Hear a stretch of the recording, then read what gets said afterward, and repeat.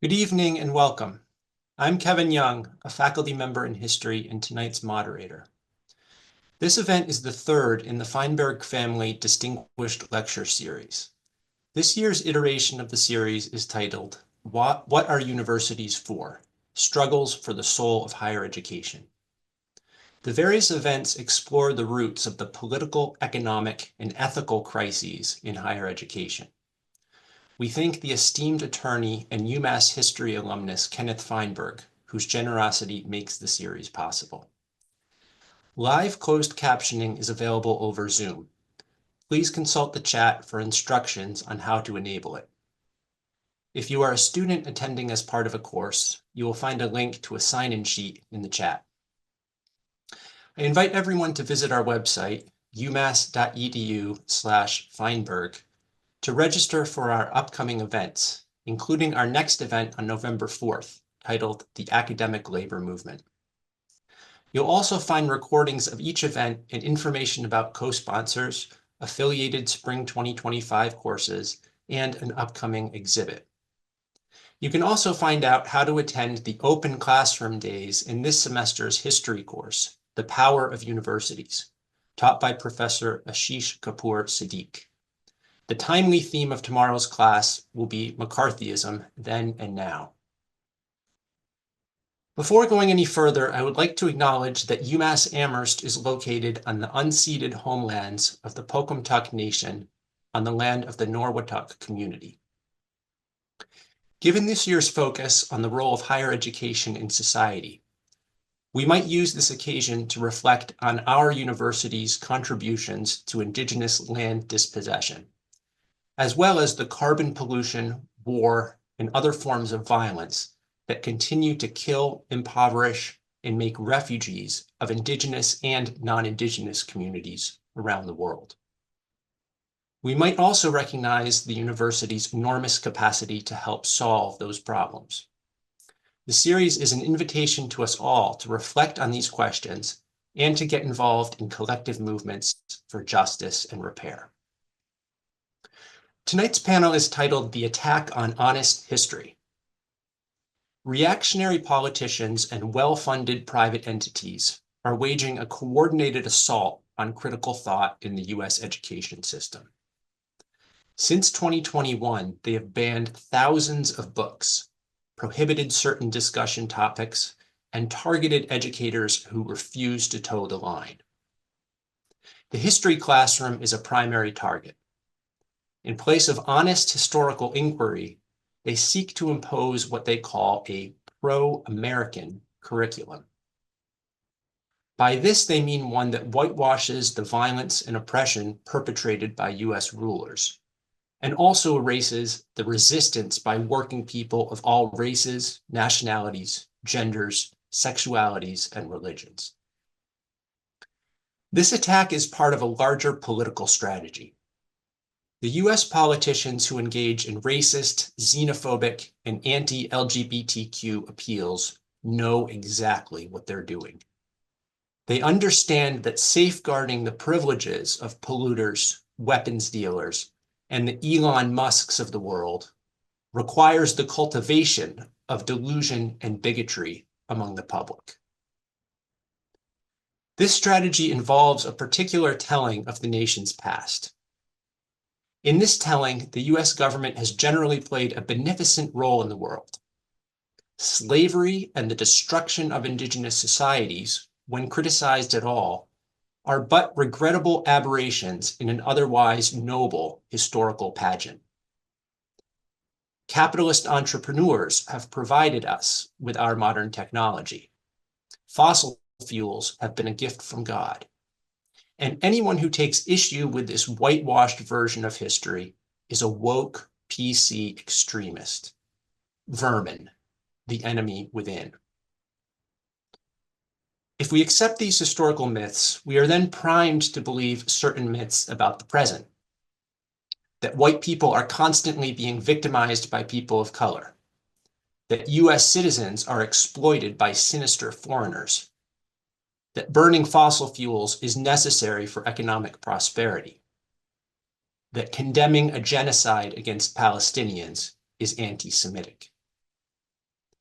These myths are peddled by politicians of both US political parties to varying degrees. Schools and universities have a weakness, though. They don't always function properly as sites of pro-American indoctrination. They are potentially sites for critical thought, where delusion and bigotry may be challenged and eroded.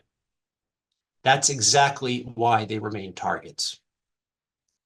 Our panelists tonight will explore the context behind our current moment of censorship and how the attack on honest history is playing out across the country. They will also address how people are fighting back and how the rest of us can join that fight. A question and answer period will follow the speakers' presentations. For instructions on submitting a question, please see the chat during the event. Our first speaker is Ellen Schrecker. She is known for her research on McCarthyism, political repression, and American higher education. Her latest book, edited with Valerie C. Johnson and Jennifer Ruth, is titled The Right to Learn: Resisting the Right-Wing War on Academic Freedom. Among her other books are The Lost Promise: American Universities in the 1960s, Many Are the Crimes: McCarthyism in America, and No Ivory Tower: McCarthyism and the Universities. A retired professor of history at Yeshiva University, she serves on the steering committee of Historians for Peace and Democracy and is active in the American Association of University Professors, and is now a member of its Committee A on Academic Freedom, Tenure, and Governance. Please welcome Ellen Schrecker. Thank you so much for that introduction. Okay, you can hear me. Thanks a lot for that introduction, and it's an honor to be part of the Feinberg series, which is amazing, doing amazing work. Now, since I've done so much writing and talking and studying about McCarthyism in higher education, whenever there seems to be some kind of political threat to universities, I'm asked to how does it compare with what happened during McCarthyism? And I'm a trained historian thinking about nuance and context, and I usually say, well, it depends. These days, however, there's no more nuance. It's much, much worse. And it's worse for two reasons. First, because it's offering a much broader range, it's affecting a much broader range of activities on the nation's campuses. And second, because the academic community is in a much weaker position than it was during McCarthyism. So in order to give a sense for why today's attack on the university is so devastating, I'm going to offer a way oversimplified account of how the academy's response to McCarthyism differs from that of today, or the political repression of today. In both eras, that political repression was propelled by networks of aggressive right-wing ideologues and their allies in the Republican Party who attacked universities as part of a really broader campaign. During the McCarthy era, those networks wanted to roll back the New Deal. Today's right-wing networks want to enhance the political power of corporate actors and implement neoliberal policies that would privatize the public sector and destroy the welfare state. But because the American people don't support those agendas, the right-wing networks divert attention from their undemocratic goals by creating and disseminating a largely falsified and demonized portrayal of threats to American society and its traditional culture. During the McCarthy era, that threat was the supposed danger of domestic communism. Today, it's higher education, demonized specifically by the likes of J.D. Vance as elitist and left-wing, the enemy. Although more than 100 professors were fired and blacklisted during the 1950s, they were punished only because of their connections to communism. Like most of McCarthy's victims, these unfortunate academics were not, quote unquote, innocent liberals, but they did have some previous association with the communist movement and refused to cooperate with the witch hunt. Significantly, however, at no point were any of these academic victims of McCarthyism asked about their teaching or research. The taint of communism was so powerful that the institutions that employed these people felt compelled to force them out, even though they had broken no laws and done nothing to harm our country or their students.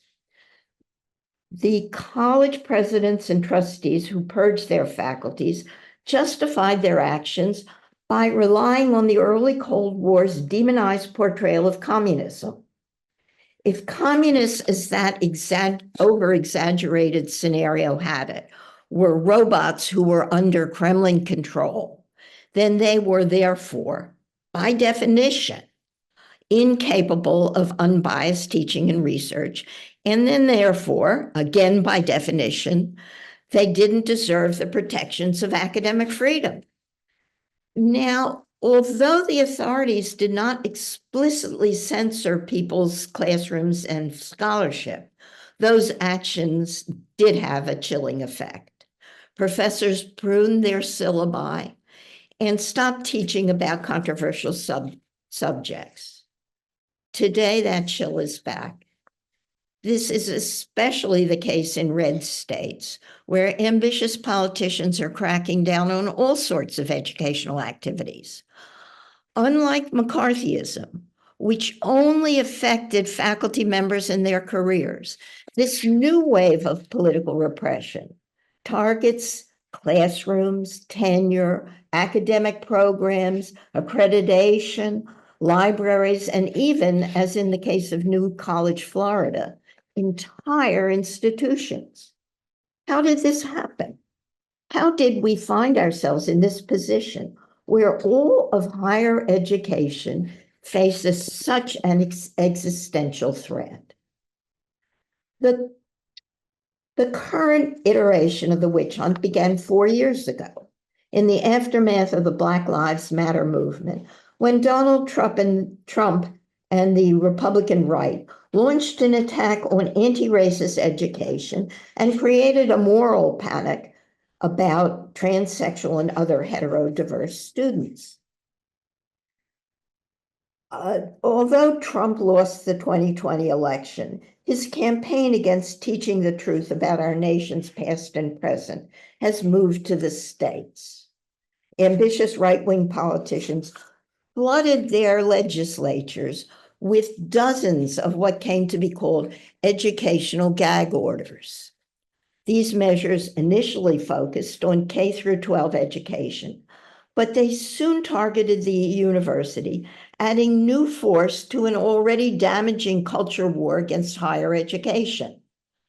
First came attacks on teaching about such divisive issues as racism, sexism, and other forms of oppression that might make conservative straight white students feel, uncomfortable. Then came an attack on sexuality. This led to measures against gender studies and similar programs, along with attacks on campus support for LGBTQ and other vulnerable students. DEI programs also came under attack. And since October 7th last year, many states, and not just red ones, are zeroing in on anti-Semitism that intensifies an already ongoing attack on pro-Palestinian activities on campus. But the anti-Semitism that they're targeting is based on a definition promoted by a Zionist organization, the International Holocaust Remembrance Alliance, that calls any criticism of Israel anti-Semitic. And as in the McCarthy era, trustees and top administrators do not resist these attacks, but capitulate to them, and thus create an unprecedentedly repressive atmosphere on their own campuses. But what makes the current attack on the university so much more dangerous than McCarthyism is not only because it focuses directly on higher education, but also because the academy is much less able to fight back. To begin with, higher education has been on the defensive since the late 1960s, when an activist cohort of ultra-conservative billionaires and ideologues like the Koch brothers took advantage of a backlash against the student unrest to push American political culture to the right. They did this by discrediting and taking over the mainstream institutions of American civil society. This includes the universities, of course, but also the legal system and the media.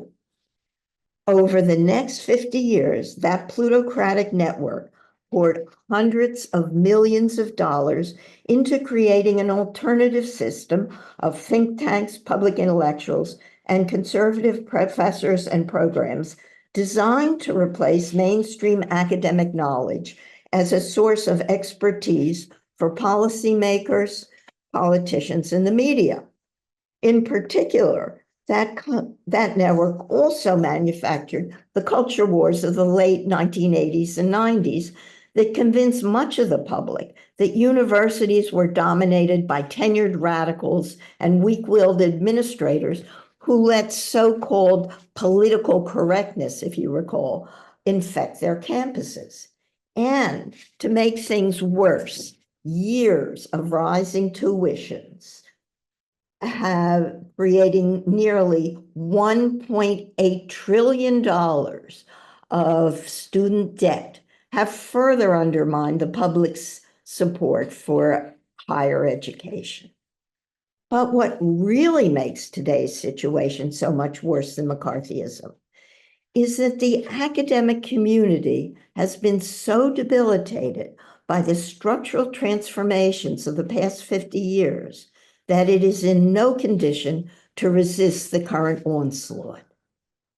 McCarthyism, ironically, occurred during what came to be seen as the golden age of American higher education, when universities were highly respected and generously funded by state, local, and national governments as they expanded to accommodate the expected tsunami of baby boomers. 20 years later, however, the combination of a backlash against the student movement and the economic crunch of the 1970s ended that unstinting support. As the Academy's leaders adjusted to a neoliberal regime of manufactured austerity, they focused increasingly on their bottom lines, while rejecting faculty input as quote unquote inefficient. As a result, they paid much more attention to attracting tuition-paying students and rich donors than to supporting the instructional side of the business. At the same time, administrations have grown so large that there are now more administrators on campus than faculty members. That's right, more administrators than faculty members. And especially after COVID, the quality of higher education has noticeably deteriorated. Meanwhile, the faculty's composition has been completely changed. Today, 75% of the nation's faculties consist of non-tenure track employees. These poorly paid part-time and temporary gig workers are as skilled and credentialed as their more secure colleagues, but they're treated like second-class citizens without offices or professional support for their teaching or research, and can rarely participate in faculty government, as if that still exists. Worst of all, they have no job security and thus no academic freedom. All too often, they're hired for a single semester, sometimes at the last minute, and can be fired or not rehired for any reason, for no reason at all. So naturally, they're the first to go whenever powerful outsiders want heads to roll. Their students and colleagues suffer as well. Because these contingent faculty members must often take additional jobs and are seriously overworked, they may not be on campus or have the time to give their students the attention they need to succeed. In addition, because these gig workers don't perform the service activities that are a part of a traditional professor's job, their tenured and tenure track colleagues are faced with an increasing load of time-consuming administrative busy work. In such a situation, faculty morale understandably plummets, and the relationships between trustees and top administrators on the one hand, and their academic employees on the other, become increasingly fraught. Under these conditions, how can today's atomized and demoralized academy preserve its integrity? Collective action is essential. And if the worst happens 2 weeks from now, we must redouble our efforts to preserve academic freedom and democracy on our campuses and beyond. We have no other alternative. Thank you very much. Thanks very much, Ellen, for that great historical contextualization of our current situation and some of the parallels as well as differences with the earlier period of McCarthyism. We're going to move ahead now to Jesse Hagopian. Jesse's African ancestors survived the Middle Passage and enslavement on plantations in Mississippi and Louisiana. Jesse is a Seattle educator, an editor for Rethinking Schools magazine, a founding steering committee member of Black Lives Matter at School, and serves on the leadership team of the Zinn Education Project. Jesse is the author of the forthcoming book from Haymarket Books entitled Teach Truth: The Struggle for Anti-Racist Education. He's also the editor of the book More Than a Score: The New Uprising Against High-Stakes Testing, and the co-editor of the books Teaching for Black Lives, Black Lives Matter at School, and Teachers' Unions and Social Justice. Jesse Hagopian. Well, thank you so much for that introduction, Kevin, and thank you to the Feinberg series for hosting this event. It really is an honor, and it's wonderful to get to join Ellen and Paul on this stage.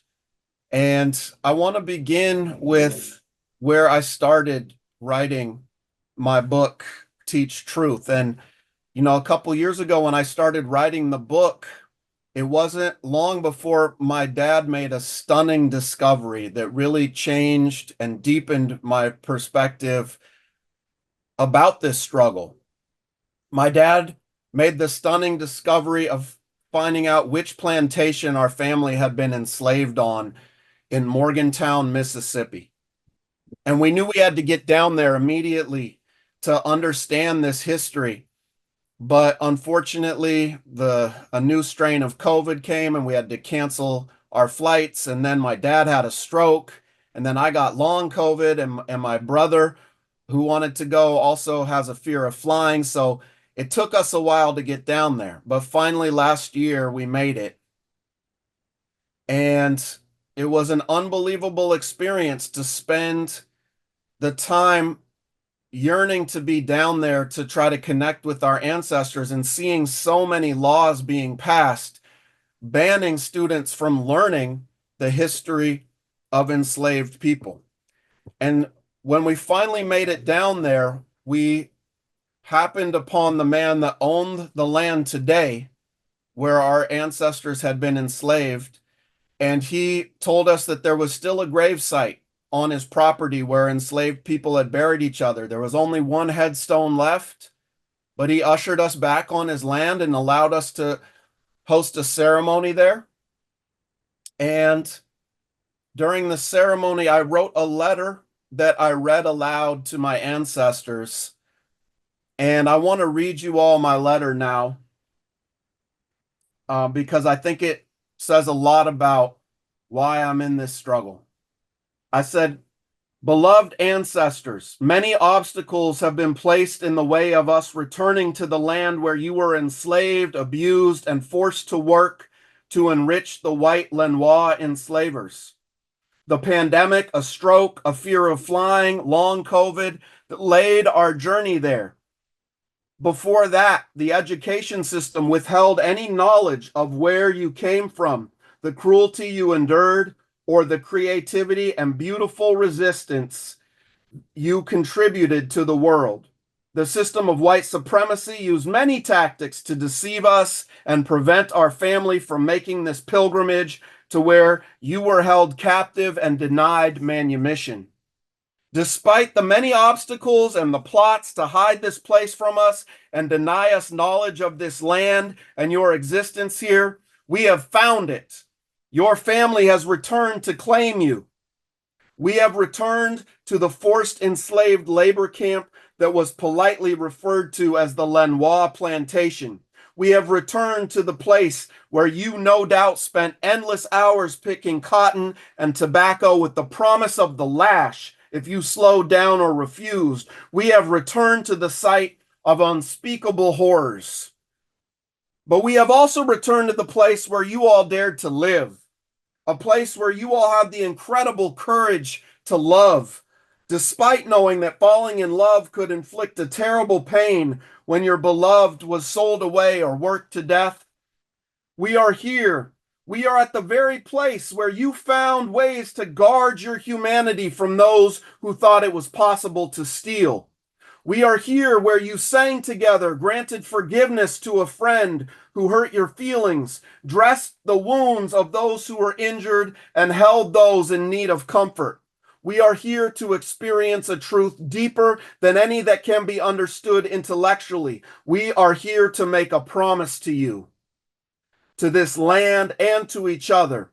You will not be forgotten.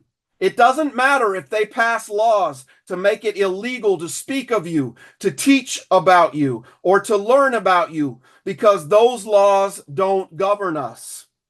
Only the truth and love govern us, and so we will pass on the knowledge of this land and your existence here to our posterity and to all who we encounter. We send you our deepest gratitude for gifting us the will to survive and the spirit of resistance that you pass to us through your blood and through your stories. With eternal love, Jesse, Jamana, and Gerald. And that's my promise to my ancestors, that I will never hide their story, regardless of what laws are being passed. And so,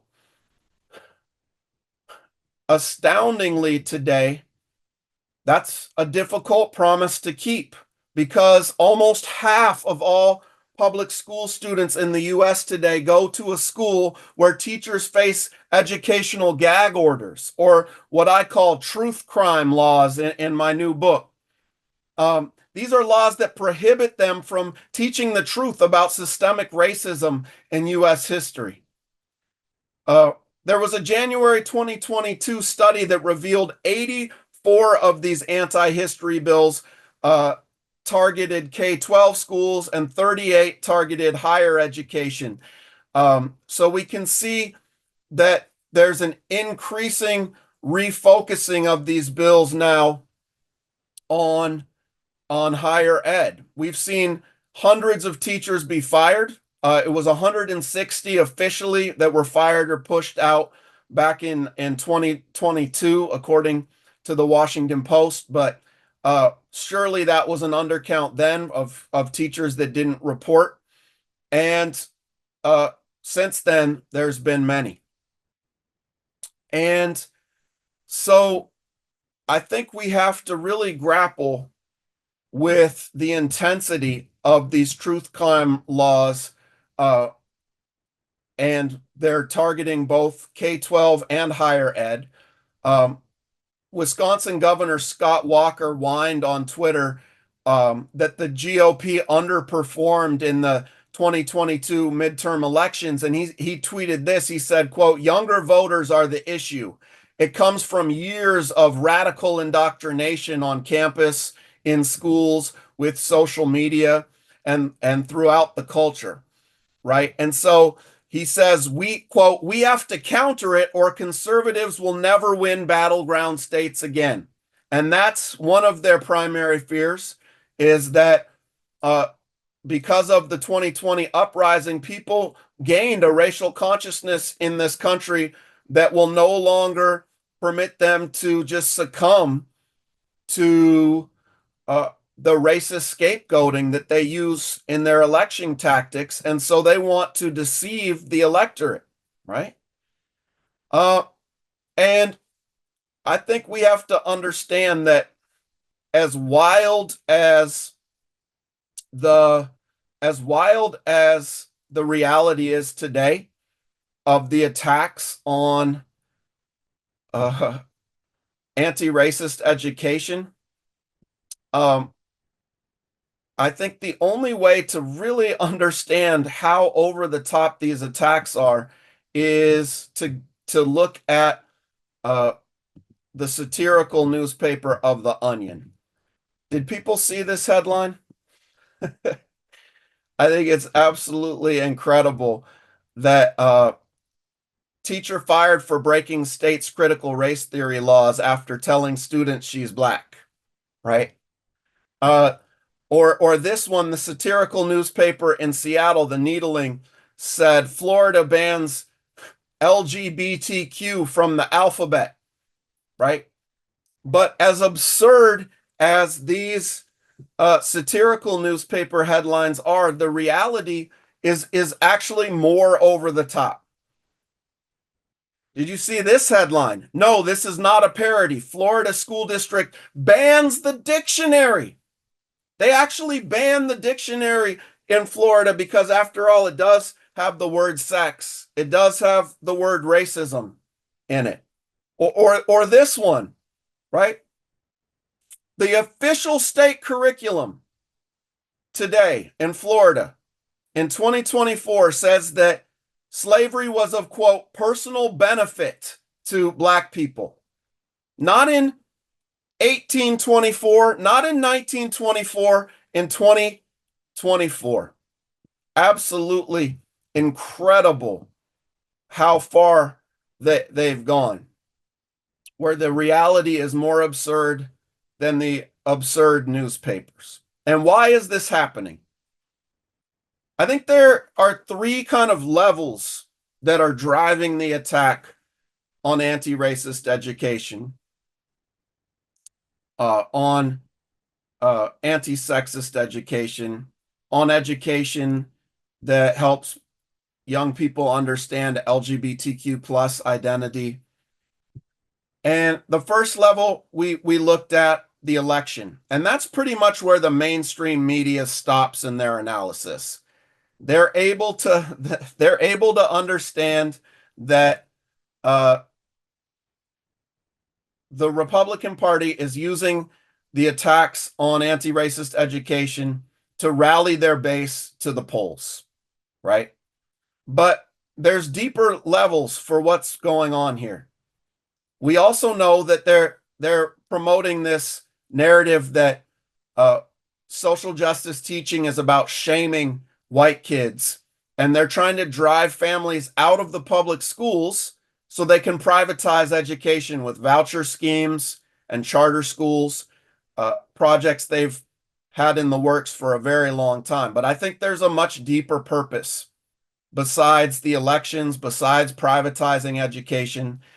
And that is the project of epistemicide, or the destruction of knowledge and ways of knowing, especially knowledge and ways of knowing that are about resistance, that are about building a better world. And that's one of the reasons why critical race theory has come into the crosshairs of those in power.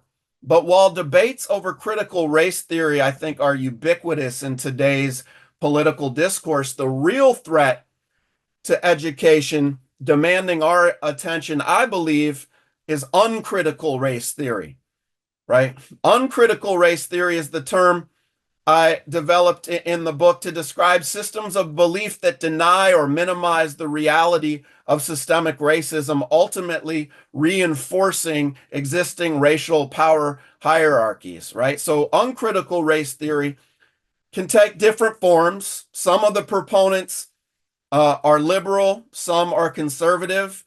Its proponents may deny that racism exists at all, or they may argue that it primarily victimizes white people, or they may dismiss any systemic analysis of racism for an interpersonal understanding, or they just believe in colorblind ideology. Hoping that racism would just disappear if people would stop acknowledging race uh, as a category, right?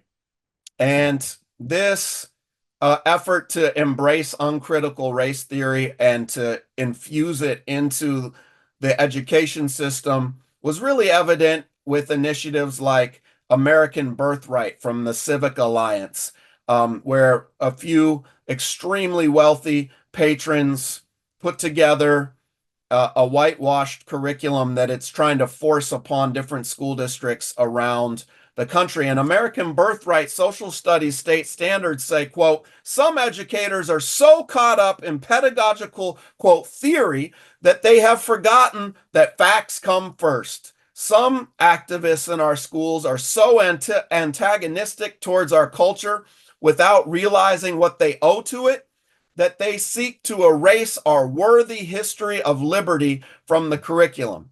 And this is how uncritical race theory works, right? They want to train you to believe that the only way to understand America is that it has a, quote, worthy history of liberty.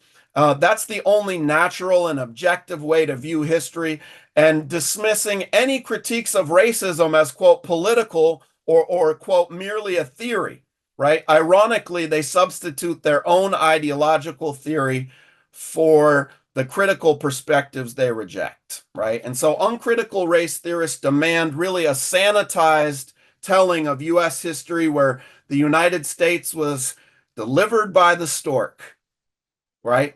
And they would rather we not look any further into how this country was made, lest it offend delicate sensibilities. After all, many of the post-truth school laws explicitly ban anything that may cause, quote, discomfort, right? And we see this in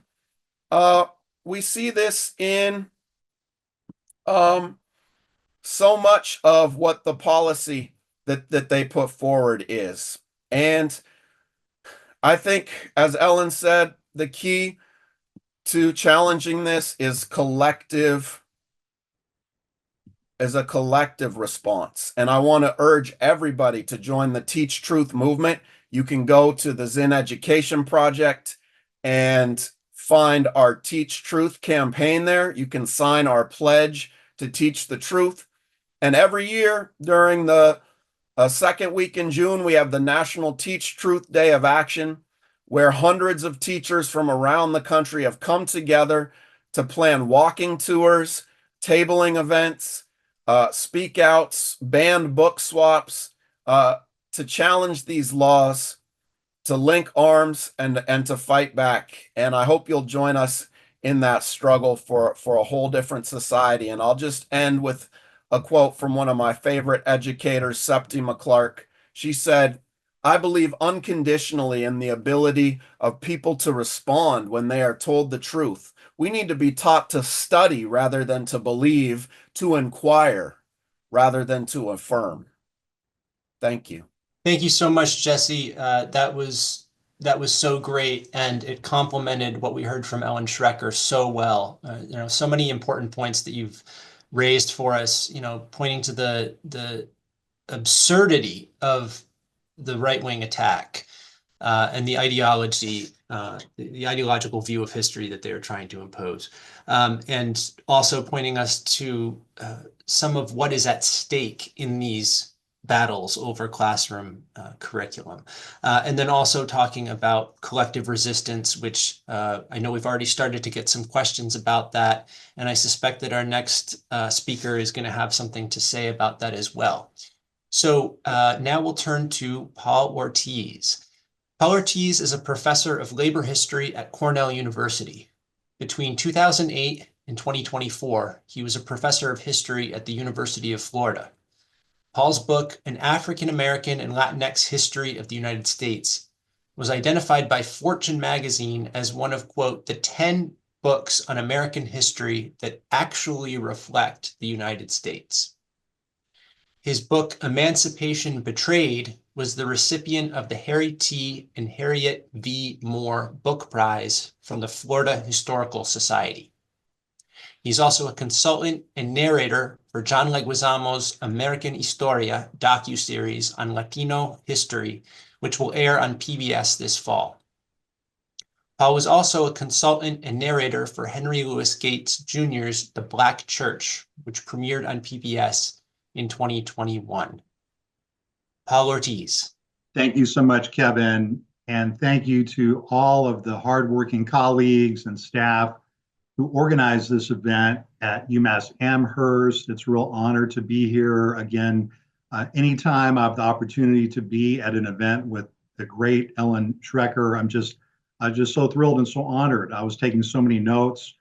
Professor Schrecker has been a beacon of truth, a historian without peer, a role model, and a friend to so many of us. And I'm just so grateful to also be in this panel and to get to know Jesse's work.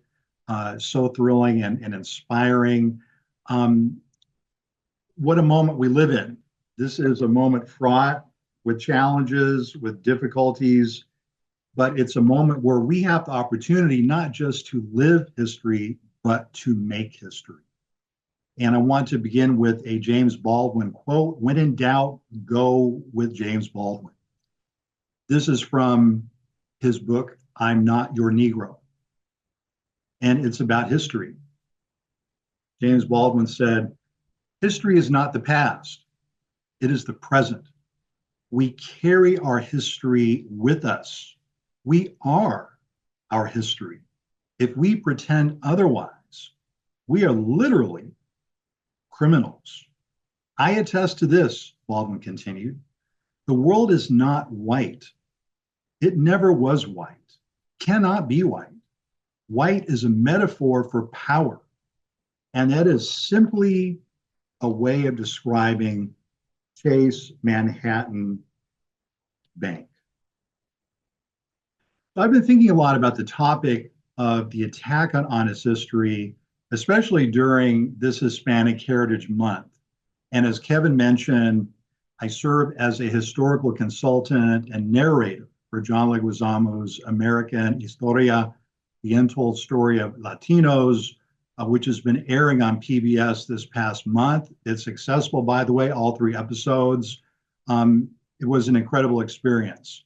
I mention American Historia on PBS because many of the books that we use to help inform the series, including my own African American and Latinx history of the United States, have been banned at one time or the other by various public school or library districts. These books have been banned because they teach honest historical lessons, one of which is the fact that the US invaded Mexico in 1846, not because of a border dispute. That's what I read in high school. What a ridiculous argument. As everyone from Abraham Lincoln to Frederick Douglass to the Mexican Congress stated back in 1846, the US invaded Mexico to seize land and to spread slavery back into Mexico. American Historia has been marketed by PBS as a way to finally ensure that Latinos writ large, Puerto Ricans, Dominicans, Mexicans, Cubanos, et cetera, are placed at the center of US American history. But I have a question. Since Latinos have been in this country before most Anglos and have fought in every war from the American Revolution onwards, Why did we have to wait until 2024 to place Latinos at the center of the US history narrative? This brings me to the first of my three central arguments. The attack on honest history is nothing new. The whitewashing of US history began in the opening years of the founding of this republic and has been ongoing. I'm teaching the Introduction to Labor History class at Cornell University this fall semester. When I ask my students what they know about Shays' Rebellion or the Whiskey Rebellion, or even if they know why the American Revolution started, I know before I ask the question, they know very little because they've been told very little about those crucial events in early US American history. The point appears to be, don't allow our citizenry even to understand the deep gendered, racial, class conflicts that formed the invention, the creation of this republic, and have been an ongoing struggle between the many and the few, to borrow language used by James Madison, Alexander Hamilton, and others. This brings me to my second argument. To paraphrase a venerable song from the labor movement, there are no neutrals in this struggle. One is either for honest history or one is for dishonest history. What made a more honest Latino history possible was an event in 1968 called the Chicano Blowouts. The epicenter of the Chicano Blowouts was the working class Mexican and Black neighborhoods and barrios of East Los Angeles, California in 1968.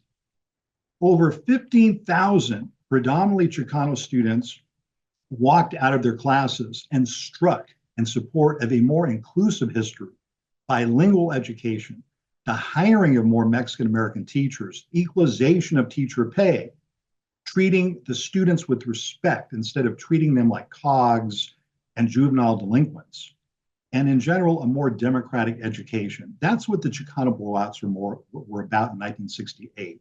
I've taught that for many years, and it's a thrill to see that on the PBS docuseries American Historia. A more recent successful case study on how to deliver honest history. The Tucson Unified School District banned Mexican American studies in Arizona, in Tucson, Arizona in 2010. This was a disaster, a tragedy, a shameful moment in US history. However, parents, teachers, and students fought back by taking the Mexican American curriculum out into the community, into community centers, senior centers, churches, union halls, and taught the honest history lessons of Mexican American studies that Arizona's ruling class did not want them to learn. Thus, after Arizona's ban of Mexican American studies, we had local communities in Arizona and beyond who began organizing to demand ethnic studies. And there grew a so-called backlash, but this is a good backlash, where school districts throughout the Southwest and beyond began demanding Asian American, Latinx, African American, Pacific Islander, LGBTI+, and other histories be taught. In other words, the attack on Mexican American studies led to a progressive backlash where people fought for the expansion of ethnic studies, especially in the high school level. The lessons are clear. If we want honest history, we must be willing to organize and to fight for it. Equally important, we must build two-way bridges of reciprocity between K through 12 schools, libraries, colleges, other institutions, and the broader communities that sustain them and us. Certainly, much of the American ruling class wants to keep our ancestors and elders' truths from us. So what? That's their job. They have the money. We have the people.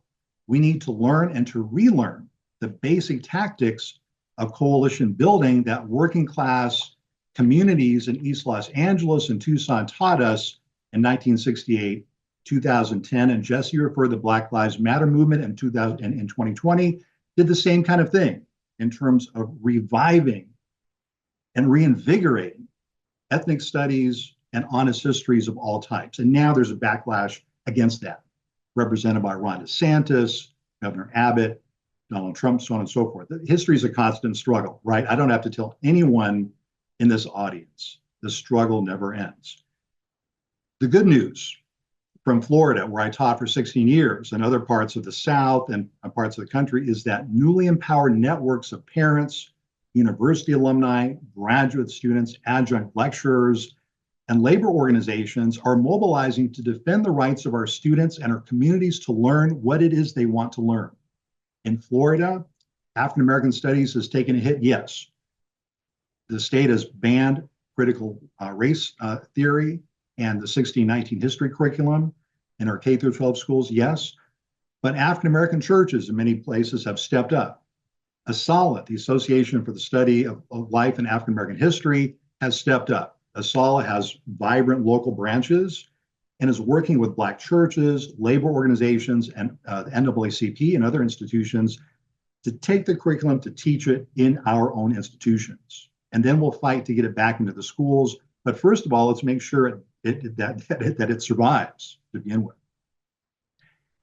The attack on honest history and the battle to create a more accurate, inclusive type of history is ongoing. Regardless of what happens in the national elections in November, or the state elections in Florida, Texas, Arizona, et cetera, we all have a role to play here, all of us. Let me transition to proving my first point, that the attack on honest history is a national attack generations old. To win this battle against book banning, against critical race theory, gender studies, evolutionary sciences, and other fields, we must get our own house in order. Let me repeat this. We must get our own house in order. As Ellen's brilliant scholarship has demonstrated repeatedly, academic freedom has been tenuous at best and frequently undermined by feckless administrators, two silent colleagues, and a civil society fatally undermined by an insidious, racist anti-communism. And we have to deal with that ourselves. We make ourselves too often an easy target for the reactionaries and the fascists. We have to stand up for academic freedom in our own institutions. We have to stand up for adjunct lecturers and those without tenure or job security who are taking the real risks. We have to stand in solidarity with them. Because the history of higher education's failure to defend intellectual freedom and our students' right to learn is long and often shameful. I just have to do a Cliff's Notes here, but the reason I'm doing this is not as a kind of self-flagellation, but as a cautionary tale. And I just want to share a few brief case studies and then close my comments. In 1911, Professor Enoch Marvin Barnes, a University of Florida professor in economics and history, publicly questioned the South's decision to secede from the Union. Within 1 week, Professor Banks was terminated and driven off the campus of UF by the United Daughters of the Confederacy. He died shortly thereafter in Georgia. Example 2, in 1990, Professor Rodolfo Rudy Acuna, a founder of Chicano Studies, was invited to apply for a professorship in the Chicano Studies Department at the University of California, Santa Barbara. Despite being the department's unanimous choice to receive this position, the university refused to hire him. He had created a wonderful book that's gone through over 10 printings called Occupied America, A History of Chicanos. It was judged to be too radical. Professor Acuna sued UCSB, won a judgment on age discrimination, but not racial discrimination, and did not get the job. Example 3, Stoughton Lind. A lot of people on this call know the work of Stoughton Lind. He was a historian at Yale University. He was an anti-war and civil rights activist in the 60s, and he was blacklisted. In a recent amazing eulogy given by the historian Joshua Freeman, Professor Freeman notes that Yale's denial of tenure in 1967 or 68, I believe, had as much to do with Stoughton Lind's clearly and radically written historical work, which included the unforgivably titled book, Class Conflict, Slavery, and the United States Constitution, which was published in 1967. So you see, there's a long history of those of us in our own institutions, in this case in higher education, not respecting and honoring academic freedom ourselves. If we don't honor it ourselves, if we don't step up and defend each other when colleagues say things that may make us feel uncomfortable, then what an easy target we make for Donald Trump, for Ron DeSantis. So that's what I mean when I say we got to get our house in order. So let's jump to the present. How do we defend what we need to defend? A couple of years ago at a Gilder Lehrman Institute event at Yale, I was asked how we save critical race theory and gender studies at the University of Florida. We save these things through collective bargaining, through a strong union contract that we had to build, that took us generations to build. Now, I'm often asked by teachers, librarians, and college faculty how they can defend intellectual freedom without a union. Most of us are not unionized. My response is you don't need a union to act like a real union member. We have to have each other's backs. If a librarian, a school teacher, a member of the community and that you know comes under fire for saying a thing that makes people feel uncomfortable, then it's up to us to defend that person, whether we're in a union or not. We have to, and increasingly this is what's happening in Florida. Parents and communities are standing up against the well-funded organizations trying to shut down LGBT history. They're creating banned book clubs. Okay, we're going to get together as a community and read Toni Morrison's Beloved. We think it's an important book that should still be taught in the curriculum. So in conclusion, all I have to say is get organized. There's so many other things I could say. We have to end what's known as the Palestine exception, what Dr. Stephen Salita calls the Palestine exception, and I think Ellen alluded to this. We need stronger Palestinian studies programs. Why aren't there? I mean, my dear colleague, Stephen Zunis, chairs a Palestinian studies program at the University of San Francisco, USF. Why not all across the country? No more Palestine exception. We need to defend students who are standing up for academic freedom, who are standing up in the anti-war movement. We need stronger professional organizations that insist on freedom of thought, freedom of inquiry, freedom of association. And finally, we need to go back and think about those moments. Think about Black civil rights organizations in the 60s. Think about Chicano, Asian American, LGBT, women's rights organizations that demanded honest history because they realized that the way to make the citizenry culpable or pliable or manipulated is to deny them the history that teaches them that they can make history. They don't have to wait for the strong man to tell them what to do. They don't have to wait for the leader to tell them what to do. We can create history in our own communities. The reactionary right thrives on a sense of powerlessness, of fear against the other, fear against the immigrant, fear against the unknown. But honest history opens up new pathways of understanding. It shines light on hidden areas of US history that, again, the rich and the powerful don't want us exploring. So I'm so grateful to be here this evening. I look forward to question and answers and to continue learning with all of you. Thank you. Thank you, Paul Ortiz. That was fantastic. And I'm really appreciating how the three presentations have complemented each other so well. And particularly, Paul, with the focus that you place on collective resistance, right? Not limited to labor union resistance. I love that line that we don't need to be in a union to act like a union member. And calling our attention back to those prior eras of struggle, particularly in the 1960s and 70s, and reminding us that there are some precedents for what we are trying to do. So we have a number of questions that have arrived. Whole list of them here. So we have a good chunk of time left, about half an hour. Again, I remind everyone in the audience, if you want to ask a question, please do so. We won't be able to get to all of them, but we're going to do our best. All right, so this question is open to any panelist.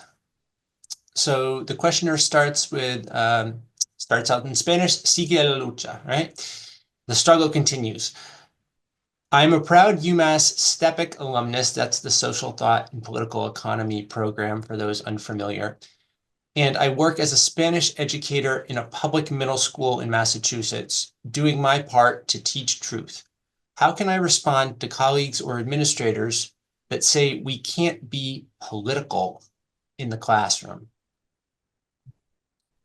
Yes. Can I jump in here? Yeah, That, go for it, Jesse. yeah, you hear that a lot, right? And that's one of the main right-wing talking points. Don't be political. And I kind of alluded to this uh, in my opening remarks, right? Because they say that teaching anything that's honest about U.S. history, the fact that the country was founded on enslavement and was founded on genocide of native folks, they call that being political, right? So they want to shut down that voice. And in fact, we have to reveal how their rhetoric is political, and teaching is political. It reveals points of view. And so the question is, are we going to hide the truth about the U.S. History, or are we going to be honest about uh, what occurred? And so there's no escaping that. And I would just say that it's difficult. I've was a K-12 teacher for the last 20 years, and I know that this has been the hardest time to be able to teach the truth. But I also now work with study groups all across the country of educators who have come together in the Teaching for Black Lives study group that we organize with the Zen Education Project. And so even teachers in Florida, in Texas, in Iowa, in Idaho, where there are laws banning teaching the truth, are practicing fugitive pedagogy, right? Jarvis Gibbons' book, Fugitive Pedagogy, outlines the history of this tradition of teaching the truth even when it's not popular. And it's incredible to see these teachers go beyond the chilling effect that these laws are meant to have. When they come together in a collective study group, they reinforce that they can teach the truth together, that they'll have each other's back, and they've continued to do this work, and it's inspiring and encouraging. One thing that strikes me is that in higher education in particular, there's a new emphasis on quote unquote institutional neutrality, which is used, of course, to suppress the left and is used in particular to hide the fact that there's never been institutional neutrality, that all of educational institutions in the United States have been political in one way, usually supporting the status quo, right? So one can say, well, all education is political, and maybe that's true. And as we once said in the feminist movement, the personal is political, and certainly the educational is political as well. And we need to accept that and be honest as we're talking about today. Yeah, I think there may be fields where, you might be able to dodge politics. I don't know what those fields would be, but I know certainly in history, my labor history students are finishing up a wonderful book by Paul Krause called The Battle for Homestead, and it's about the Homestead lockout that really defined generations of the labor movement after the 1890s. And it's largely a book about technology. And you would think a book about technology in the transition from iron to integrated steel production would be kind of boring, but it's full of politics, because what Professor Krause teaches us is that the technologies that managers developed to create an integrated steel industry were designed to take power from workers. They were designed to de-skill, to de-unionize entire industries. And then steel magnates like Andrew Carnegie used divide and conquer techniques to divide the working class, to pit black workers against white workers, to pit Hungarian workers against Jewish workers, to divide and conquer. So it's hard, even in kind of top-down technology, industrial history, to be non-political because the protagonists were political from the beginning. I mean, I love reading Alexander Hamilton, for example, but he was an elitist. He hated ordinary people. He made it clear he hated Native American people. He was very political his entire career. But the thing about it back then was, I have to say this. This is an overgeneralization. The racists back then, I think, were a little more honest than they are now. Because back then they just said if they didn't like Native Americans or African Americans or Mexican Americans, they just said it. Now they use terms like institutional neutrality, right, Professor Schrecker? And then they arrest our students who stand up for freedom of speech. Thank you all for that. So a lot more questions coming in here. There is another question kind of in the same thread directed toward Paul, although I imagine that Ellen and Jesse, you may also have thoughts.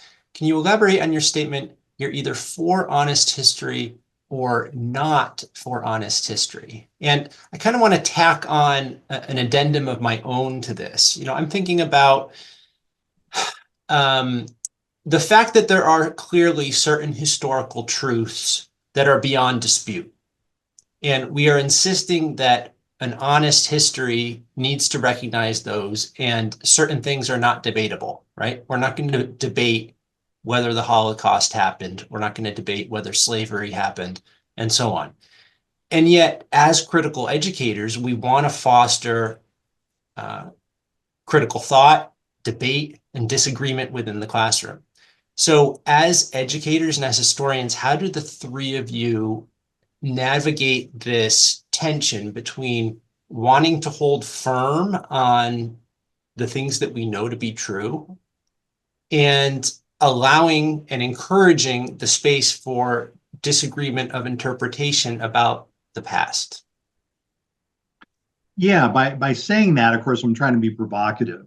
And I understand, though, that there are many shades of gray in history and really any field of inquiry. And what I mean by this statement, just to clarify, is that we have to keep an open pathway and allow our students to run with it.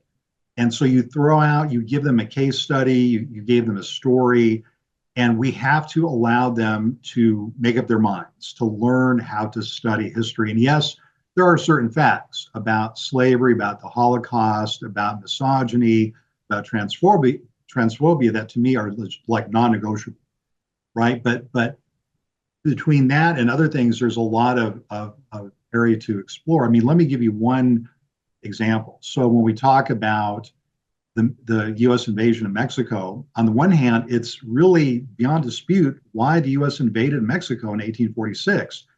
What's interesting is the split in popular opinion.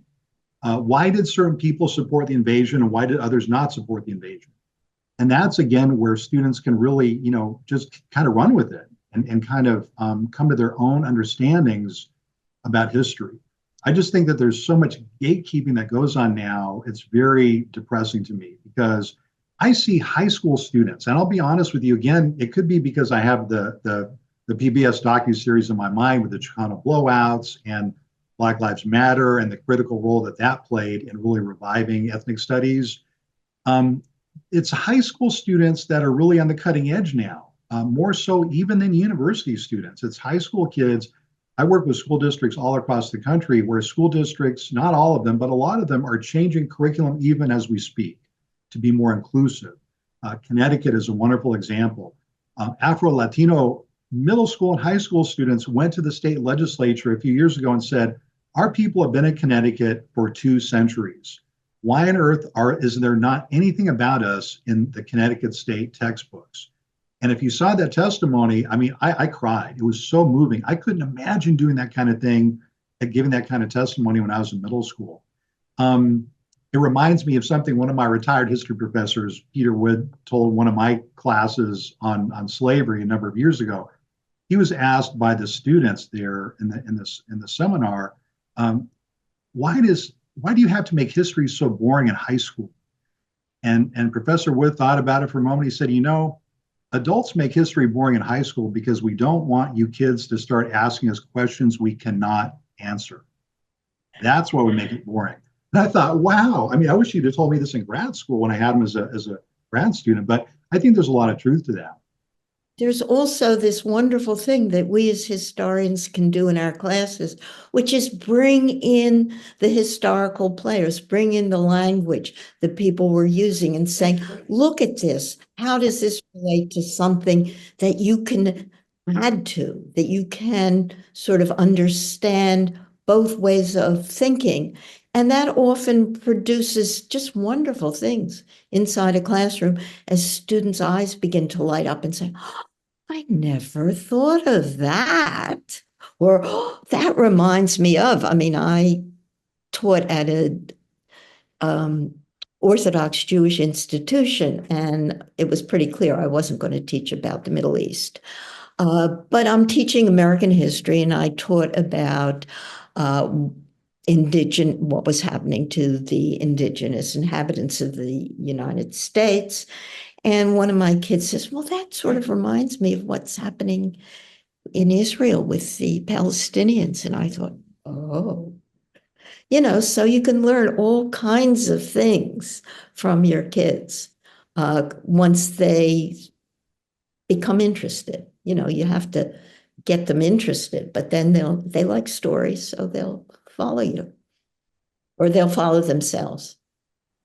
Yeah, I appreciate all those comments, and I wanted to pick up on what you're saying. How do we know what it means to teach the truth, right? And to really put a fine point on that, let's look at a book by a woman named Mildred Lewis Rutherford. She was the historian general of the United Daughters of the Confederacy, and she wrote a book called Truths of History.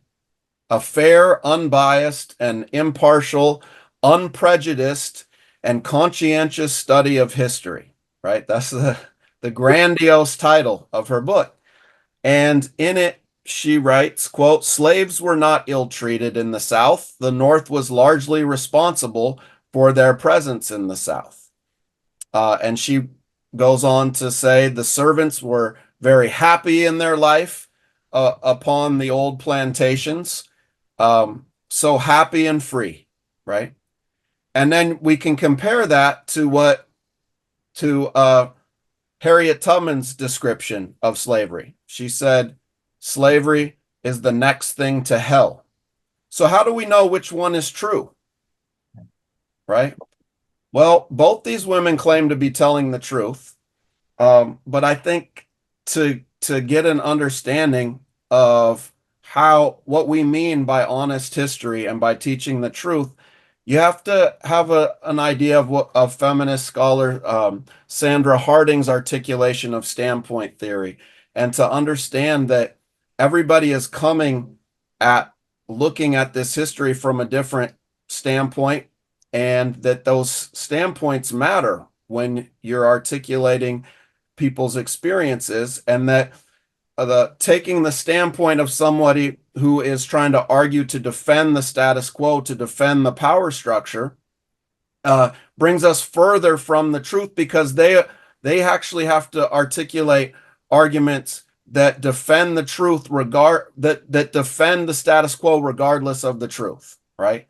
And so taking the standpoint of people who were oppressed actually can get us closer to the truth, because they're not burdened by having to defend the status quo. They can talk about the experience that actually occurred. And then I think you're right that we have to engage kids in critical conversations about the multiple narratives that exist, right? So when we talk about truth teaching, yes, I expose them to the standard textbook history. I let my kids read even the United Daughters of the Confederacy version of history, and then I put it next to Harriet Tubman's version, and I ask them, how do we know which one is right? And you allow them to see these multiple histories, and then you also help them understand the immense amount of money that goes into producing the United Daughters of the Confederacy version, and how master narratives are constructed by wealthy elites. Great, thanks everyone. So I'm noticing we have a number of different questions on a similar theme. And this question relates to collective action and resistance. People want to know what we can do. How can students help support educators and untenured faculty who may be concerned about the consequences if they exercise their academic freedom? And I'm gonna ask a second question, which is directed at Ellen, but Paul and Jesse may have thoughts on it too. Could you please expand on the collective action that you say we need to fight effectively for the higher education we need? How do efforts like the coalition Higher Education Labor United, HELU, fit into this vision? Well, I couldn't be more in sympathy with this notion of collective action. Obviously, we've got to strengthen campus unions to begin with, to get outside of our silos, get outside of our departments, begin to bring in students, begin to bring in parents, begin to bring in any concerned citizens. And I think this is crucial. And I would urge people, certainly faculty members, to become active on their own campuses and form unions, have the unions, especially make sure that they in their contract negotiations, get guarantees of academic freedom. I mean, we haven't talked about things like the attack on tenure, which is what's so terrifying to so many people. But a good union contract can help make higher education workers get the same kind of professional support anybody else has. You know, if an academic job is like an ordinary job, most people are not fired for political action. They can speak up, and that should be the same in universities. And you can get that into a contract if you work at it. What's so stunning, of course, is the fact that that's often resisted so much by the authorities. I mean, it's a real problem. And we need, above all, solidarity. And as everybody's been saying, holding each other's back. Yeah, I mean, just to echo what Ellen is saying, I think that, the people who have job security, the people who have tenure, it is up to us to fight like hell to reopen this discussion about the battle for security of employment for all academic workers. If it isn't tenure, it needs to be some kind of security of employment and a guarantee that you can speak out. We have to understand that universities have long stopped being places where intellectual freedom, where speaking out, where freedom of association is honored. We've seen this with the encampments. I have written so many letters for students at the University of Florida, Northwestern, Cornell, all over the country, students and faculty being punished, disciplined, expelled for just simply holding an anti-war rally. And so that's part of what it means. It's easy to get in this fight. That's the thing. You don't have to look for the fight. It's there right in front of you. But I think just to echo something that Ellen mentioned, in a first contract, yes, demand a strong academic freedom article. And short of that, for all workers on campus should have security of employment. Look, it's time for my profession, especially now, I'm talking to historians, right? We need to stop talking like we're the steel industry and it's 1982. Our universities are not going to move and leave the country. They're here for the long haul. We need to start acting strategically like that and hold them to a much higher account. We need our professional associations to start acting like real professional associations and demand security of employment, demand an expansion of the job market. look, we have to turn away thousands of students every year at every one of our universities. And I read a newspaper and I say, oh, there's what's the future of higher education? Well, more people than ever want to get educational credentials. The difference in lifespan between someone who has a bachelor's degree and doesn't is now 8 years. So you can't tell me that higher education is somehow endangered in that sense. More people want to go to school than ever. So let's expand the opportunities. That, to me, that's a part of it.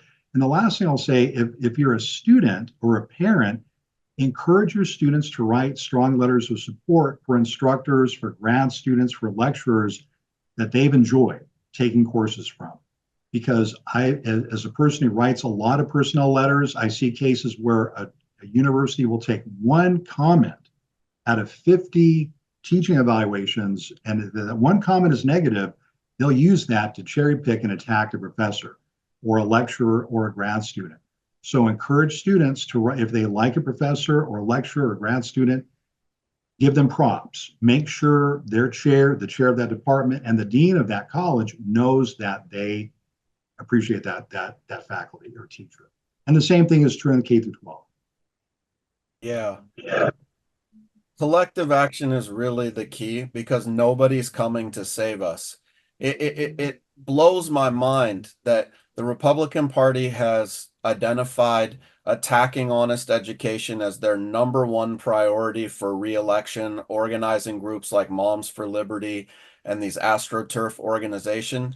And then the response by the Democratic Party has just been crickets. Sometimes they'll say, we're critical race theory isn't taught in schools, is what they just say over and over again. But when the Republicans have said that any anti-racist teaching is critical race theory, that it comes across as disingenuous to a lot of parents, right? And then just saying it's not taught doesn't answer the question, should it be taught? Should we be teaching anti-racist education? Should we be teaching honest history about enslavement and genocide, about the legacies of structural racism? And that question has gone unanswered by the vast majority of political operatives and elites at the top of the Democratic Party. So if this, they could call a rally tomorrow and it would have hundreds of thousands of people across the country rallying against these bills, but they're not going to do that. So we have to do that. And that's what the Teach Truth movement is all about. And, we had thousands of educators over the last few years join us on our National Day of Action that you can get involved with in June. The African American Policy Forum organizes the ongoing Freedom to Learn campaign. That's an amazing resource for people who want to get involved in this. Also, Race Forward's Heal Together project is for parents and community members that want to get involved with this. And we've had some really creative, forceful actions that we need to build on. I think one of the most beautiful actions people have done is the historical walking tours. So not just having your regular rally and speakers, but meeting at a site in your community that has some significance to the Black freedom struggle or struggles for anti-racist education. Like in Michigan, some of the teachers and students got together and met at the train tracks where Malcolm X's dad was lynched. And they held a speak out there, how if this law passed in their community, they wouldn't be able to teach the truth about what happened to his dad, right? Because that would be looking at the legacies of racism in the US. And then they marched to the nearby hospital where his father died, and they handed out banned books to the kids in the hospital, right? And these kind of creative actions help build their resistance and force the politicians to see the vast majority of us who believe in honest history. Thanks to all three of you. We just have a few minutes left. I suppose we could do one more go around. If anyone has any further resources you would like to recommend that you haven't had a chance to mention yet. There is one question in the list here I'm seeing about, can you suggest some resources that offer multiple perspectives on difficult histories? For example, I'm currently reading Side by Side, Parallel Histories of Israel-Palestine. Maybe just a quick 60 seconds for each person if there's anything else you want to publicize to us or encourage the audience to do. Ellen, why don't you go first? Okay, well, I just co-edited a book called The Right to Learn, which has a whole bunch of essays on the current situation, as well as the organizations both you and I belong to, which is Historians for Peace and Democracy, which on its website has an archive of the current, what can I say, violations against the truth that's out there that we can use to fight back, that we can use as a basis of saying, look at these things that are happening today. We've got to organize on our campuses, organize teach-ins, teach about it in our classes. I mean, these are our first lines of defense. I'm retired now, so all I can do is try and send letters to the editor. But I think it's very important to begin at home with your department, with your colleagues, and move out from there. But above all, collectively, we can't afford individual heroes. We have to work all together. Thanks, Ellen. Jesse. Yeah, I would recommend a few resources. The Zen Education Project has over 170,000 educators across the country who are registered at our website to get a people's history lesson. And these lessons are interactive lessons where the students reenact the real debates, the meeting houses, the civil rights youth organizing meetings, and they actually come to a deeper understanding that history is created by ordinary people who had to learn lessons and debate the issues through. And I highly recommend the Zen Education Project website for our free downloadable people's history lessons.